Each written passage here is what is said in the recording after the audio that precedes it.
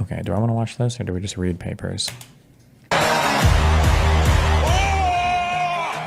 Jesus.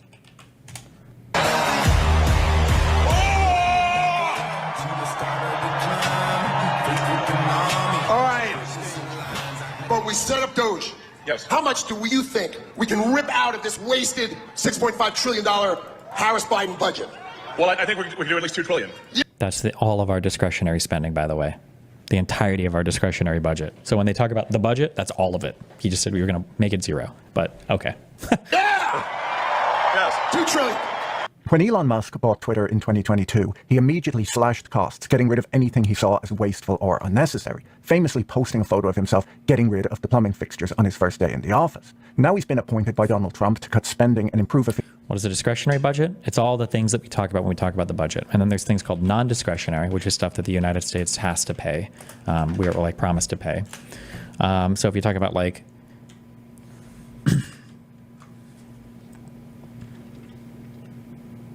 usually when they talk about making the budget every year, or it's yearly, right?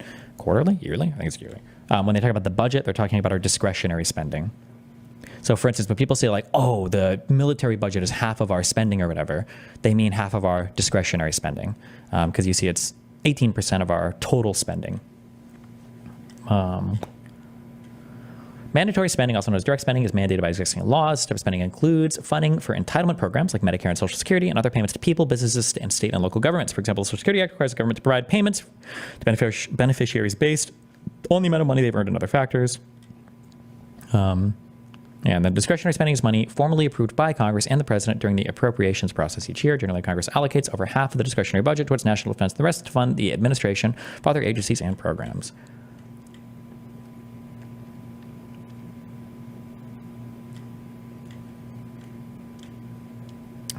Do they not list the... Am I missing it? Oh, usually I have like cute little pie charts, but...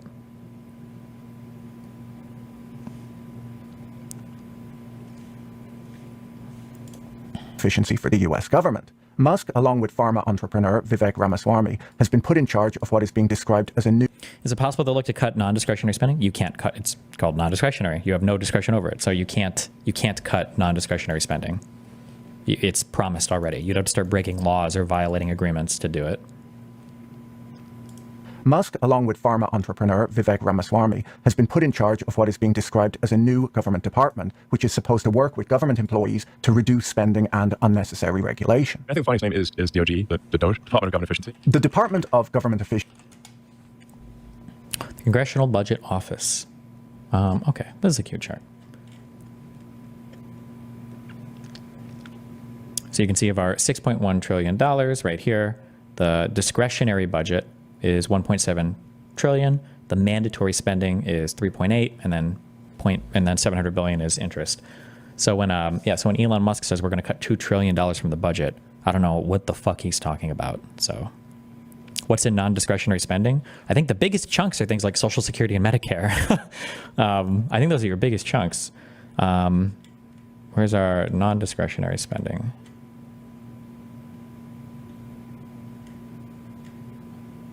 Discretionary outlays.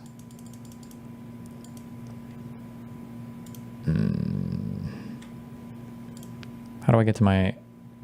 What is this URL? I can't...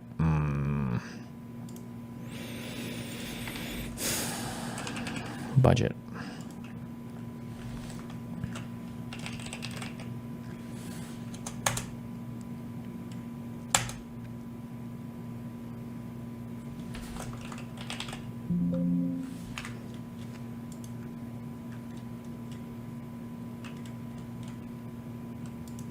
Cost estimates? Data? I just want the cute thing that shows me what our non-discretionary spending is. Budget.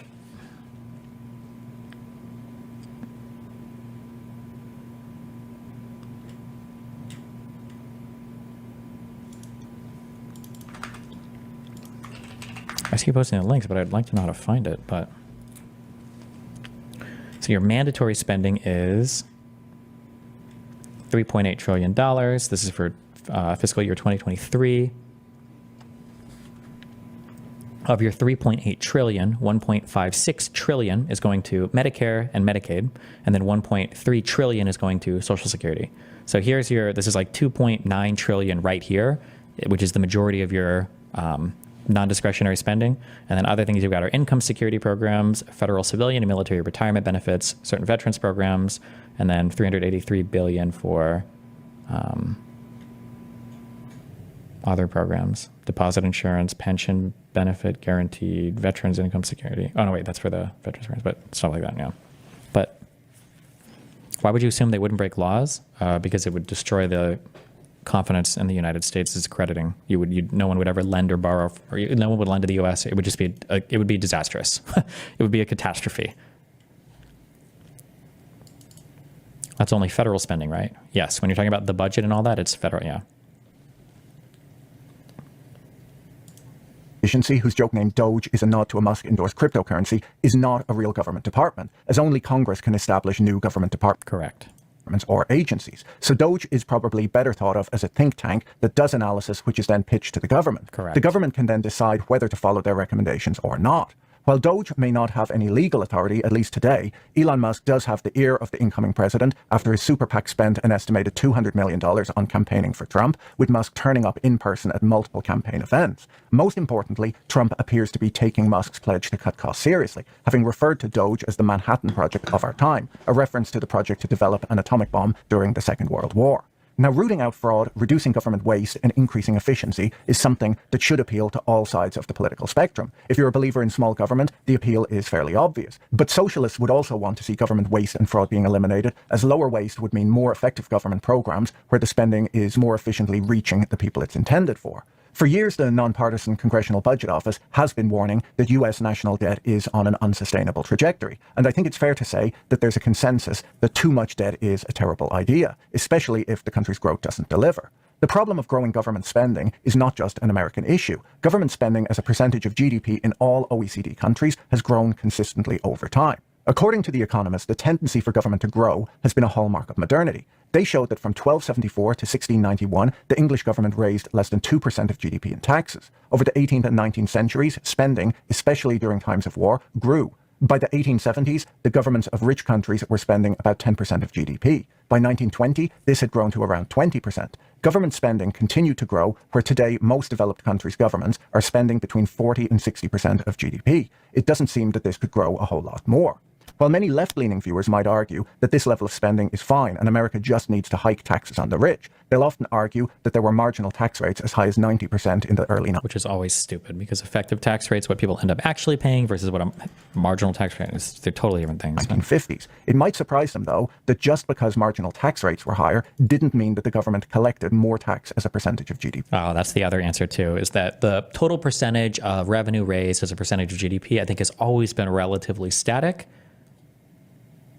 Not static, but it's been similar. Was it 17%? I don't remember the number. Burton He's going to show a graph, though. Oh, okay. Yeah. Kyle showed in a recent FT article that while tax policy has varied wildly over the decades, outside of recessions, federal tax receipts as a percentage of GDP have been remarkably steady at around 17.5% of GDP over the last 75 years. So regardless of if taxes go up or down, the government collects about as many tax receipts as a percentage of GDP as they ordinarily do. Citizens simply defer taxes when rates are high or reduce the amount of work that they do, and have been more willing to pay taxes when rates were lower. So what does the US government spend money on, and will Doge be able to slash government spending the way Elon Musk did at Twitter? Before we dig into that, let me tell you about this week's video sponsor, Okay. Delete Me. Delete Me is a subscription service that acts on your behalf to force data brokers to delete any of your personal data that they're storing to sell online. Data brokers collect huge amounts of personally identifiable information on individuals that can include social security numbers, Holy birthdays, shit. past and recent addresses, We information don't comply with this. So if Delete Me sends request to DGG, we keep your info. about your relatives, and much, much more, which they then sell online to who knows who. Data brokers are legally required to delete any information they store on you if you ask. But unfortunately, there are hundreds of data brokers, and they don't make it easy. It could Is that the Laffer curve? No, the Laffer curve just refers to the ideal rate of taxation. This is a different generalization that just refers to how much in tax receipts you tend to collect. That's not it's a different thing. take forever to contact them all. I use Delete Me to reach out to the hundreds of data brokers on my behalf to request the deletion of my personal data and to deal with any objections. With a yearly subscription, Delete Me tracks to make sure that they don't re-add your data to their lists. Get 20% off Delete Me US and UK consumer plan. Aren't they planning to cut the $2 trillion by mass firing federal employees? Since federal wages are part of the mandatory budget, what's stopping them from trying that? It just doesn't. There's just not enough money to cut there. Just people just super. Anytime somebody's going to go line by line through the fucking tax code to do things, you're talking about like from $1 trillion, you'll save like a couple billion maybe. Like nobody. But the problem is nobody really has any concept of like all the numbers. Nobody really has like any concept of when you're talking about these levels of dollars. Nobody knows. Like if I tell you last year the United States government wasted $10 billion in money. Like, is that a lot? I don't know. 10 billion seems like a lot of money. $10 billion. But like, what is that compared to 1 trillion or 10 trillion or 5 trillion or 100 billion? Like it's these are hard numbers to conceptualize. So they'll throw around big numbers, but like, is it really helping if we were to go through and cut this? Like what programs would even be funded? Like it's just, yeah. When you go to joindeleteme.com/Boyle and use promo code Boyle at checkout. Elon Musk posted a call for CVs on Twitter last week, saying that he doesn't need ideas, he needs super high IQ, small government revolutionaries willing to work 80+ hours per week on unglamorous cost cutting. There were, of course, thousands of replies, including one from Razzle Khan, who's widely considered one of the greatest and most influential rappers of all time, saying that she would like to share some actionable solutions to curtail fraud and cybercrime. Unfortunately, she's unlikely to be able to take up a role within Doge, as she's currently serving time for fraud and cybercrime. A few people have, of course, pointed out the irony of starting a new government department to deal with waste when one already exists. The Government Accountability Office exists to determine whether federal funds are being spent efficiently and effectively. It's there to investigate allegations of illegal or improper activities and to report on how well government programs and policies are meeting their objectives. So basically, the same thing as Doge, but without the silly name. It has additionally been pointed out that the new department having 2 heads is possibly wasteful too. Now, this is not the first time that a president has formed a task force to improve government efficiency and cut spending. In 1905, Theodore Roosevelt's Committee on Department Methods, which was known as the Keep Commission, I think that was some sort of meme coin at the time, was given a similar task of investigating salaries, purchasing, accounting, and so on to reform the administration of the executive branch. In 1984, Ronald Reagan formed the Grace Commission, headed by the industrialist J. Peter Grace, to eliminate waste and inefficiency in the federal government. Grace instructed his employees to leave no stone unturned in their search to root out inefficiency. When submitted, the report said that 1/3 of all income taxes are consumed by waste and inefficiency in the federal government, and it warned that if its recommendations were ignored, that national debt could hit $13 trillion by the year 2000. In 1996, Bill Clinton announced in his State of the Union address that the era of big government was over and promised to put welfare recipients to work. The chart on screen right now shows 100 years of US government spending as a percentage of GDP. The blue line is non-defense spending and the red line is interest on debt. You can see a big step up in non-defense spending in the 1930s due to FDR's New Deal programs, which we discussed in last week's video. A huge spike in defense spending for the Second World War. Non-defense spending grew steadily as a percentage of GDP over time, with a big increase in the last 25 years. First because of 9/11, again due to the credit crunch, and a huge spike in 2020 when the pandemic struck, always seeming to reset at a new level higher than ever before. Growth in government spending usually is tied to growth in what governments do. According to an analysis by QuantGov, the number of federal regulations has more than doubled since 1970. The Economist reports that the total word count on Germany's laws is 60% higher today than it was in the mid-1990s. They point out that in many ways governments interfere less than they did in the past, when many imposed currency controls and owned steel mills, mines and telecom networks. In fact, by the late 1970s, almost 1/3 of British families lived in government-owned houses. Jesus. While governments take less control of the economy today, in other areas governments have more power than ever before. It can be difficult to build nowadays due to environmental and conservation rules. Employers have to meet more health and safety rules than ever before too, and the share of US jobs requiring an occupational license increased from 5% in the 1950s to 25% today. It used to just be lawyers and doctors that were licensed, but today you often need a license to cut hair, be an auctioneer, or even work as a makeup artist. The US government requires that gasoline be 10% ethanol today due to lobbying from the corn industry. And in the UK, the police are monitoring social media for non-crime hate issues, something that was unthinkable in the past.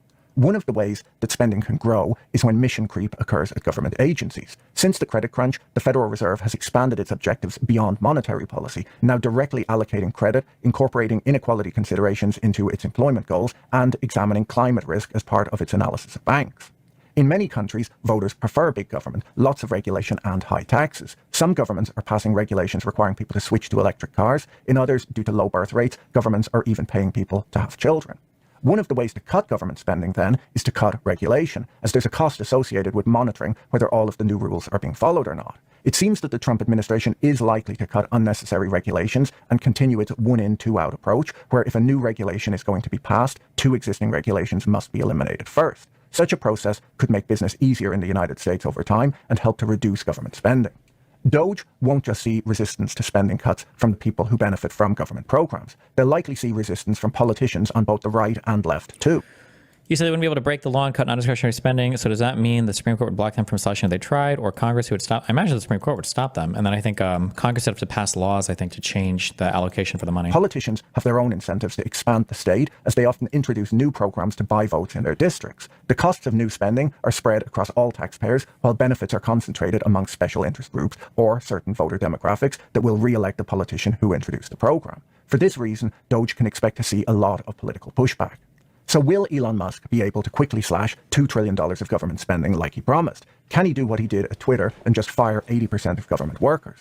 Well, it might not be quite that easy. Only 8% of US government spending goes on employee compensation, and that's in fact amongst the lowest percentage in the developed world. So where does all of the money go then? Well, most of the money in the federal budget is spent on Social Security at almost $1.5 trillion. Then interest on the national debt at almost $900 billion. There's Medicare at $874 billion, unemployment benefit and food stamps at $448 billion, veterans benefits at $325 billion, and federal employee pensions at $197 billion. I'm not sure that Musk could cut much of that spending, as Trump has vowed publicly not to touch any of these programs. He even campaigned on making Social Security more generous by removing the income tax on it. This spending is all classified as mandatory spending anyhow, meaning that these payments are required by existing laws, so they would be very difficult to cut. Mandatory spending sums up to $4.4 trillion, or 65% of all federal spending. That leaves $2.3 trillion of spending, most of which would need to be cut to zero in order to hit Musk's $2 trillion target. Yep. There's no reason to believe he just made up that number on the spot either, as if he was making up numbers, it would have been $420 trillion. Well, I think we can do at least $2 trillion. Yeah! Yes. $2 trillion. Discretionary spending is not... It's just like, it's like by retards for retards. Like it was a question that one retard asked to another retard, and then he gave an answer that, and then all the retards started clapping. Like, oh, 2 trillion, oh! Like... Billion. Yeah! Yes. $2 trillion. Discretionary spending is not permanently enshrined in law and instead has to be voted on every year by US lawmakers. This part of the budget includes defense at $874 billion, transportation at $137 billion, and education, training, employment, and social services, which combined come to a bit over $300 billion. While cutting all of these departments might hit Musk's $2 trillion target, slashing these to zero could cause some problems. The Department of Transportation, amongst other things, builds, repairs, and inspects roads and bridges, some of which are already crumbling. According to the American Society of Civil Engineers, 230 million Americans regularly travel on structurally deficient roads and bridges. 15 to 20 million Americans drink water contaminated with lead, which the EPA is in charge of cleaning up. The Department of Energy, amongst other things, manages America's nuclear infrastructure, not just the power plants, but also the country's nuclear weapons arsenal and the safe storage of nuclear waste. While I'm sure efficiencies can be found in these departments and others, they'll be found by careful analysis. You can't just shut them down like the servers at the 13th most popular social network, where the worst possible outcome is that your website stops working until you plug the server back in again. People's lives and the prosperity of the country can be put at risk if cost cutting is done in a sloppy manner. Now, on the topic of defense, as that made up the biggest chunk of discretionary spending, in theory, Trump is an isolationist, or at least he was during his first term in office. But even then, there weren't many cuts in the defense budget, and he did create the Space Force at the cost of $738 billion. Additionally, Trump said when campaigning... Over how long? That must be over 10 years or something, right? When President Trump signed a $738 billion defense spending bill on Friday... Oh, no. This bill was for all the money for the... Okay, sorry. That was for all the money allocated to defense. At least he was during his first term in office. But even then, there weren't many cuts in the defense budget, and he did create the Space Force at the cost of $738 billion.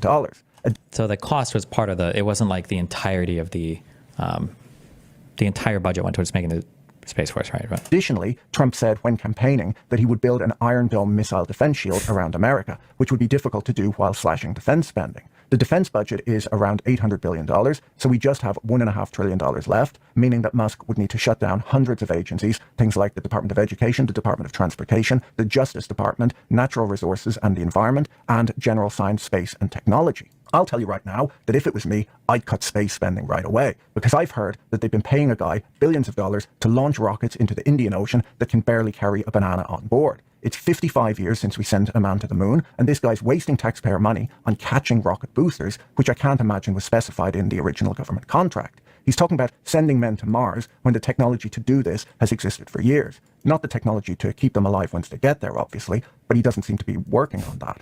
Oh wait, I just remembered who that guy is. Elon won't cut that spending, will he? Maybe Vivek can deal with that one.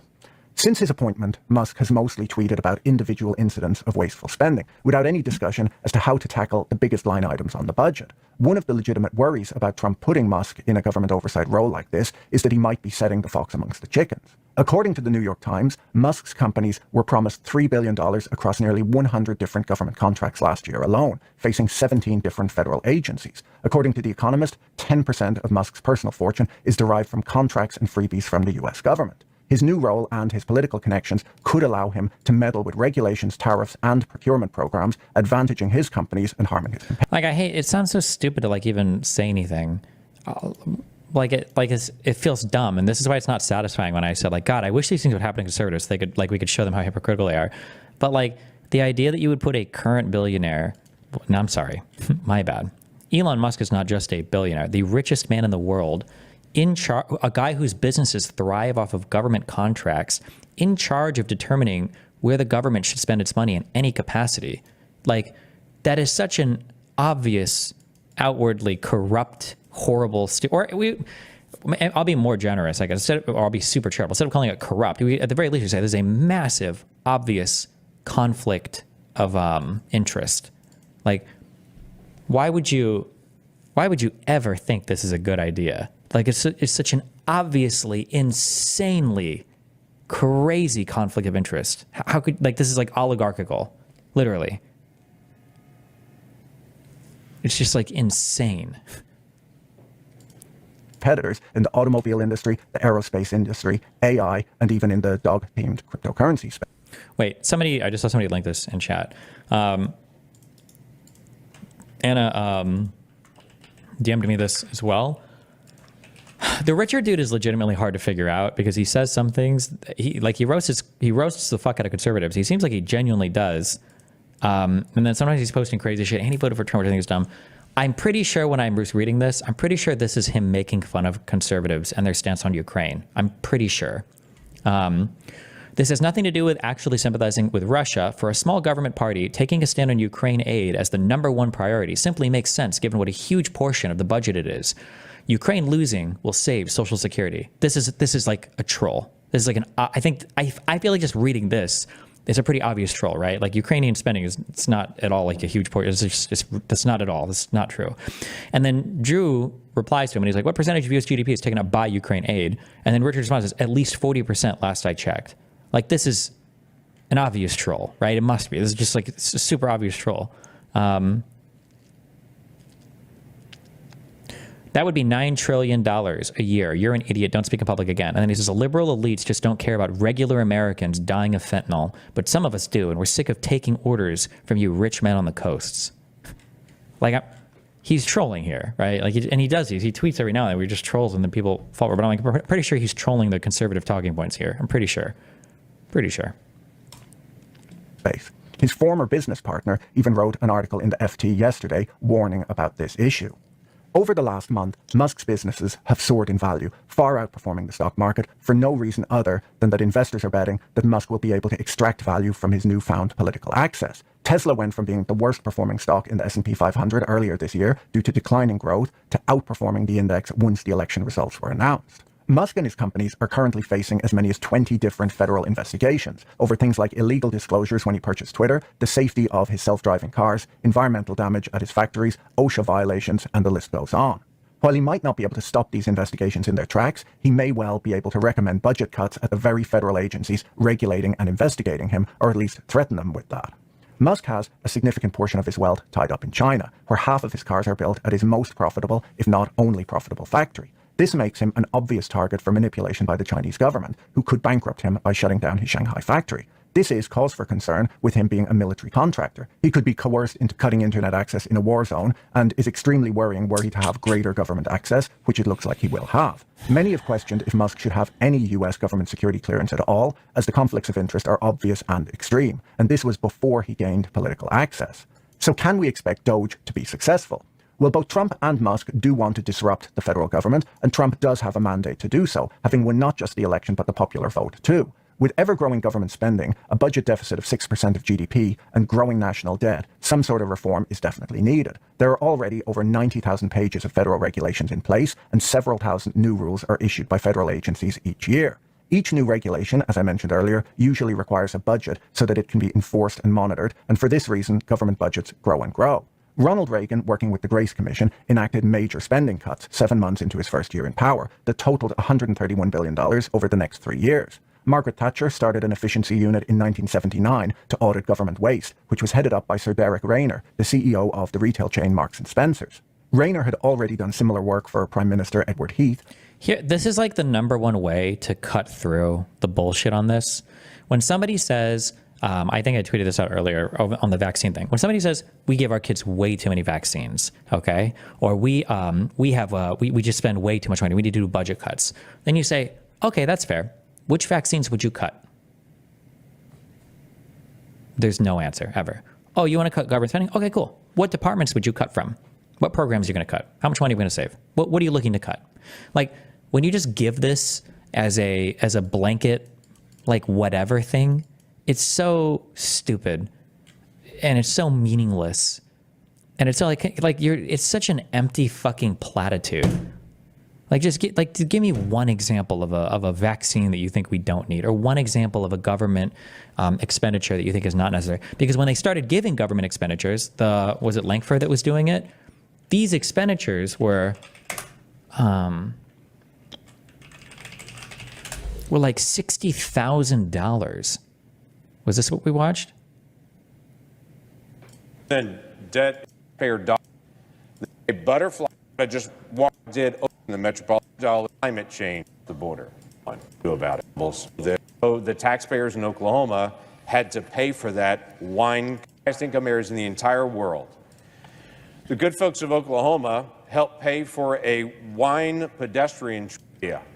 Like this Ghana study, these studies on like helmets and shit, right? The waste here was, or he says it's waste, but also that's true too. They're not even like talking about government waste also, which is concerning because I thought it was waste we're getting rid of. They're talking about getting rid of government programs, like things that they're actually funding. But then it's like the waste here is $268,000. Like, let's assume that our budget is $1 trillion, right? 1 trillion. Let me try to make this like into numbers that like make sense.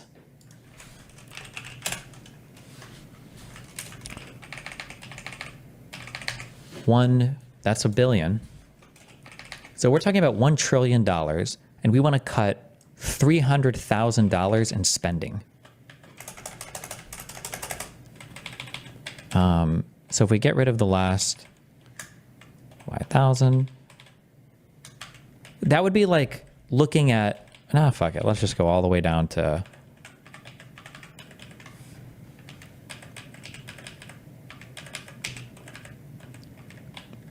this would be like, did I do this conversion right? This would be like saving $3 out of $10 million? Did I miss a cut here?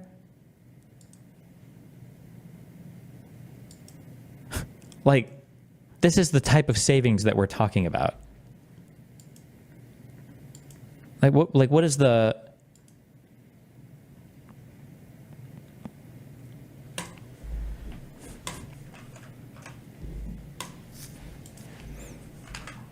Stupid. Where he arranged for the 3 British military services to use. My mom just said, well, we should pull back on how many we give. I don't know. I have no idea how to counter the vibes, because all of this is vibes. They don't understand the money that they're cut. The problem is that like, it's just so strange that like, because nobody knows about any finance or government or economics or anything, like imagine I walk into a hospital and I'm looking at some doctors and I'm like, this guy has a lot of pints of blood. I think he needs less. And it's like, what do you mean? It's like, I don't know. There's like less blood. We should have like less blood in all the people. Like just less. We need to take some. And then our blood banks won't have to give so much. Just like, it's just like, what? what the fuck are you saying? What the fuck are you even talking about? We need to have less of it. Like, we need to have less money going towards, you don't even know what the programs are. You don't know what the money is spent on. You don't know how we raised the money. You don't know how you don't know any factor of this, but you have a really, really strong opinion that we need to cut from it for some reason. Like, similar work for Prime Minister Edward Heath, where he arranged for the 3 British military services to use a single procurement office, achieving significant cost savings. His efficiency unit under Thatcher led to headcount reductions in the civil service and overall savings of £170 million per year. I wonder if Destiny is claiming there isn't significant government waste. Not that I'm aware of that's like ultra significant. I don't know. Is there? Tell me. You can feel free to let me know. Thatcher led to headcount reductions in the civil service and overall savings of £170 million per year over the next 3 years. In 1996, Sweden reformed its budget process to tackle its high deficit, after which its government debt fell from 84% of GDP to 45% by 2008. Ruth Richardson in New Zealand severely cut government spending in 1991, including spending on welfare. She called her plan the mother of all budgets, and while it was extremely unpopular with voters at the time, who called it euthanasia, 20 years later, state spending in New Zealand was still 6 percentage points lower as a share of GDP than it was when she first took office. These examples show... Should we not let them do research and find potential waste, though? What's the hurt as I see it? We already have, like, Government of Accountability Office. We already have watchdogs for a lot of the federal agencies. We already have the congressional... We already have people that do all this stuff. Like, we don't need another retardedly... Like, the funny thing is what they're doing is exactly what does lead to, like, waste. Is, like, just making redundant faux agencies. It's not even a real agency to, like, go and look... Like, it's stupid. It's a waste of time. That serious analysis, often done by outside business people, can lead to government spending reform that works. As we saw when going through the budget, America won't be able to fix its finances without tackling the 2 largest programs, which are Social Security and Medicare, which consume 1/3 of the US budget. The Penn-Wharton budget model shows that delaying eligibility to the age of 67 from 65 today on both of these programs would reduce the government's obligations by $100 billion per year. Now, cuts like this would not be popular, as many Americans are counting on these programs and wouldn't be excited about being asked to work 2 extra years. People my age were pretty much told from the day that we started contributing to Social Security that it would go bankrupt before we retired. I mean, to be fair, for the Pentagon to continue to fail audits, we don't really know what is being spent on or wasted on. Yeah, sure, but that has to do with like how the Pentagon is accounting for money and projects that it doesn't think it should give insight to. Like, it's not like we can argue that the Pentagon should have more transparency to certain budget office or whatever. That's fine, but it's not like that. But like Cenk was saying that one thing, the money's not just wasted. People say, "Oh, it's a black hole. We don't know where any of it goes. It's completely wasted. It's all government." That's probably not, but okay. My age group may not be expecting much out of these programs anyway. There's no way that Musk can make the kind of cuts that he's talking about without going after the most expensive programs. Musk warned the crowd at a Trump campaign rally 2 weeks ago to brace for economic hardship, saying, "Your suffering is necessary because it will ensure long-term prosperity." Now, it seems a little tone-deaf to me how excited the world's richest man appeared to be about promising hard times and stripping job security and retirement benefits from working-class Americans, even posting memes of himself firing people on his Twitter account. But I think I'm in a minority, and people do seem to love him. Social Security and Medicare cuts would not be popular with older Americans, and Destiny has too much faith into the corruption of the public sector. That's great, my dude. I don't know what to tell you. Like, you're either retarded, you either don't have a real job, or you're just like turn the blinders on. But like, my dude, like, turn away from the government and go talk to anybody that works for any major corporation and ask them, hey, do you think that your major corporation that you work for 100% efficiently allocates all the resources? And see what the kind of answers you get. Like, talk to somebody that actually works a real job. Everybody's going to say like, oh no, like we have so much waste in management. Oh my God, we like allocate budgets for projects that are retarded, like expenditures of money. Like, oh my God, we have all these stupid things in the office that like we don't need. Like, people, bro, everybody has like some level of waste or corruption or whatever. Like, it happens. It's not good. Like, we don't want, but there's like some level that exists in all places. This idea that like huge fucking, huge corporations run like fucking clockwork and they're so efficient and they're so, there's no waste or corruption. It's so stupid. It's such a dumb, naive, stupid idea. The only difference is, at least for public office, you can hold them accountable by voting them out. On a private company, I mean, unless they're committing a crime, you kick rocks. Americans do go out and vote. While this is Trump's last term and he doesn't need to worry about re-election, Republicans in the House and Senate might be less willing to alienate voters. A government proposal to raise the retirement age from 62 to 64 in France last year led to strikes, protests, and riots. But then again, almost anything can lead to strikes, protests, and riots in France. I think rioting is actually their national sport. There was a really good episode of the Odd Lots podcast that I listened to a few days ago when they interviewed Jetson leader Lewis from Boston University, who's written multiple papers on fraud, misreporting, and overbilling in public expenditures, particularly in the Medicare program. He went through how government fraud works and how it can... Yeah, but what happens to corps if they keep wasting? LOL, they close down, no? listen, my dude, if that's what you think, then you know what? I don't want to even say anything because I envy the world that you're allowed to live in. Okay, good for you. Be detected using statistical analysis. I'll put a link to both the podcast episode and his website in the description. His research shows how someone with a background in tech like Elon Musk has could dig out fraudulent billing. He explained that there's actually a great whistleblower program already in place called the False Claims Act, where if you know about a company or person who's defrauding any public program, you can hire an attorney, and there are legal firms who specialize in this type of claim, and sue that person or company in court, and as the whistleblower, get a share of the money that's returned back to the government. He explained that this is a super effective program, which is cheap to run, as every hospital employee or employee at a government contractor who spots government fraud taking place can report it and earn sometimes massive rewards. Jetson argues that in order to further cut fraud in government, the government needs to hire more lawyers and pay them. Does the executive have the power to fund non-government agencies like this? Probably not. I don't even know if he can pay them. He probably wouldn't be able to. But my guess is they would take no salary. That's why Elon is asking for people with no salary. And him and Vivek probably aren't taking a salary, right? Better, as at present they have more fraud cases than they've time to pursue, so they just go after the easy ones. Adding more good lawyers would be positive NPV, as not only do they claim back more money than they're paid, but when people see frauds being convicted, there's a strong deterrent effect. Musk has been a near constant presence in Trump's orbit since the election. That's another thing too. Nobody should be taken seriously. Here, this is a hard line, hard rule. Nobody should be taken seriously about government spending if they don't want to fully fund the IRS. If you don't want to fully fund the IRS, then literally you should be ignored on every single point that you have. Every single thing you say should be completely thrown out the window. You have nothing of value to add to the conversation if you don't even want to fully enforce the regulations that are on the fucking books. What a waste of oxygen you are. Which is cheap to run, as every hospital employee or employee at a government contractor who spots government fraud taking place can report it and earn sometimes massive rewards. Why IRS? Because the IRS literally makes money. We don't even have enough IRS agents to go after all of the tax that's owed to the federal government. Like, at the very least, if we have laws about how taxes ought to be paid, then people should be paying them. But we don't even have enough people in the IRS to go after it. Wards. Jetson argues that in order to further cut fraud in government, the government needs to hire more lawyers and pay them better, as at present they have more fraud cases than they've time to pursue, so they just go after the easy ones. Adding more good lawyers would be positive NPV, as not only do they claim back more money than they're paid, but when people see frauds being convicted, there's a strong deterrent effect. Musk has been a near constant presence in Trump's orbit since the election, giving his opinion on who should be hired and what the new government should do. Musk and Trump appear to get on really well too, but in the last Trump presidency, there was a lot of churn in the inner circle, and Trump was very quick to get rid of people if they embarrassed or annoyed him. So we can't be sure how long this friendship will last. It could all end in a week or continue for Trump's full term in office. I can't help but wonder if Trump is already deliberately torturing Elon Musk, as I can think of few things more miserable than the idea of being around Vivek Ramaswamy all day long. Anyhow, as a final note, for those of you who made it to the end of the video, I'm launching a second YouTube channel called Patrick Boyle Interviews that I'll link to in the video description, where I'll shortly start posting long-form interviews with the most interesting people I know. Cool. Do subscribe to that channel if you'd like to see that kind of content. The first video will be coming out soon. If you enjoyed this video, you should watch this one next. Don't forget to check out our sponsor, Delete Me, using the link in the description, and see you in the next video. Bye.